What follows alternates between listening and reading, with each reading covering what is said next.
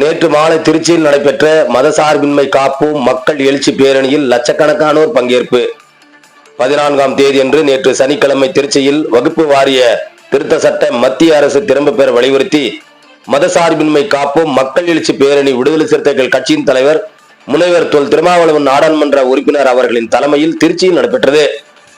மேலும் இந்த பேரணியில் பெண்கள், ஆண்கள், இளைஞர்கள் என லட்சக்கணக்கான மக்கள் கலந்து கொண்டனர். ஓசூர் சட்டமன்ற தொகுதி மாவட்ட செயலாளர் எம் ராமச்சந்திரன் தலைமையில் சுமார் 50க்கும் மேற்பட்ட வாகனங்கள் சென்று பேரணியில் கலந்து கொண்டனர்.